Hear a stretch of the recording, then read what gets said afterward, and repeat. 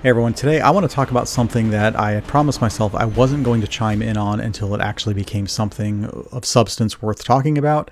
And now with the recent leak of a draft of the proposed Open Game License 1.1, I think there's now actually something to discuss besides just speculation and a couple statements that have been released. Now we've actually got something that seems to be legit, and I definitely have some concerns. And I'm interested to see what this means for the future of Dungeons and Dragons, because I feel like Wizards might be overplaying their hand a little bit. Just a couple things to set the stage. The Open Game License is what a lot of third-party people are using to publish their content. If you're going to publish something that uses the system reference document, then you have to include the Open Game License, and that is what gives you permission to use that content in whatever product you're creating. The current terms of the Open Game License have a section in it that called Grant and Consideration, and I'm going to read it. And says, in consideration for agreeing to use this license, the contributors grant you a perpetual, worldwide, royalty-free, non-exclusive license with the exact terms of this license to use the open game content.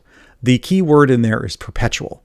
And I looked up just for fun in Merriam-Webster. It defines perpetual as continuing forever, valid for all time. So that is the terms of the open gaming license that exists today.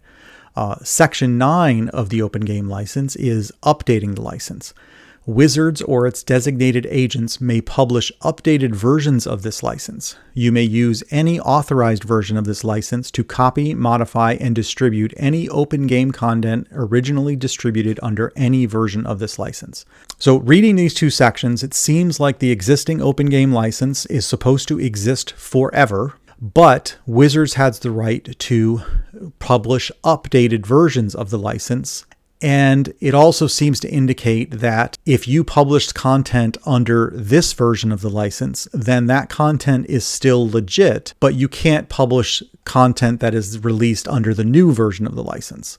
And I'm sure that's going to be a sticking point for lawyers to debate, and I'm certainly not a lawyer or providing legal advice with any of this. The new license, which, by the way, specifically does not include the word perpetual in it. So they are basically saying with the new license, they can change it anytime they want. And I'm also curious when you get to the next part of this, where they're requiring registration of anybody that's going to publish content. And if part of that is you have to agree to the terms of the new license, and that includes possibly saying that you can only publish content under the new license, then that's going to be a real problem for companies such as Paizo or Goodman Games or Cobalt Press, who, now would have to make a choice of whether they only publish stuff under the old license or have to get rid of all that stuff in order to use with the new license. But the problem to me is not so much these larger companies, it's the small independent content creators who don't have legal teams to fight this kind of thing. And the thing with copyright law is the way it works is the person who makes the accusation can do whatever they want. They can make the accusation, tell you to take your stuff down, and it's up to you as the defendant to prove your innocence. This isn't an innocent until proven guilty. It's guilty until proven innocent. You have been accused of violating the license agreement. And if you want to dispute that, well, then you have to then go to court and make your case that the terms of the license agreement are correct according to your interpretation in order to keep your stuff. And there's no independent content creators that are realistically going to be able to do that and fight Wizards of the Coast and Hasbro. So that is a major concern. As far as the registration goes of your content, this is them trying to keep really tight reins on the content that's out there. The concern I have with this one is that most people are not going to really take the time to dig into what things really have to be copyrighted, which things are actually intellectual property of Wizards, because they're just going to look at it as they're creating some D&D content. And they might say, oh, well, I need to register that. And then you're going to get stuck paying royalties on it, if you reach the thresholds that have supposedly been established, even though you might not have any Wizards intellectual property at all. And I know from my personal experience that I had made some maps that I was publishing on DM's Guild, and I had to put the DM's Guild logo on there. And I was only collecting the 50% royalties that they were offering as part of DM's Guild until I realized, wait a minute, none of my maps have anything to do with anything that is tied to Wizards property. These maps are completely independent locations and are not part of Forgotten Realms or anything like that. They make no references to any of that stuff. I wised up and took my stuff elsewhere so that I didn't have to pay 50% royalties to Wizards for basically doing nothing. And I think that they're counting on a lot of people to not make those distinctions. And in the interest of not taking a chance that they cross a boundary, they'll just go ahead and register it with this new tool, and they'll pay their royalties for stuff that they don't need to pay any royalties on. But Wizards is going to sit there collecting that money for no reason. So that part of that concerns me for the smaller creators out there who could be losing some money to Wizards for no reason. And the bottom line for all this is that this really reeks of the 4th edition game system license. That license was super restrictive, and you basically cannot create 4th edition content. You couldn't create it when the game was released. You still can't create it now because they never released a system reference document for it. You had to register, and obviously they're not accepting registrations for 4th edition anymore. So that license was just a disaster. And a lot of people say that this is one of the reasons why 4th edition failed, was because they didn't allow third-party content. And I feel like we're going down the same road again. We've got a license that is not perpetual. They can revoke it at any time they want. It's forcing people to have to register their products with Wizards of the Coast. It's forcing people to have to pay royalties, which I'm not opposed to royalties, but I'm concerned about people having to pay royalties for things that they shouldn't have to pay royalties on. And I just feel like they are really trying to get tight grips on every dollar that they can.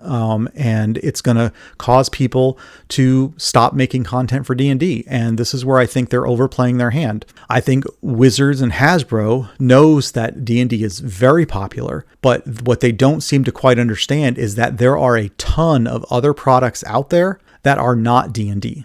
And even the ones that were built on D&D originally could be modified to not use any D&D intellectual property. If you look at Pathfinder, if you look at Dungeon Crawl Classics, sure, right now, a lot of the content that's in there might use some D&D stuff that was from 3rd edition or 5th edition, but how much work would it really take for them to make some tweaks to where those games now are completely separated from Dungeons and Dragons? And how many indie creators out there would create their own rule sets, as already exists today with tons of different rule sets out there that don't have anything to do with Dungeons and Dragons?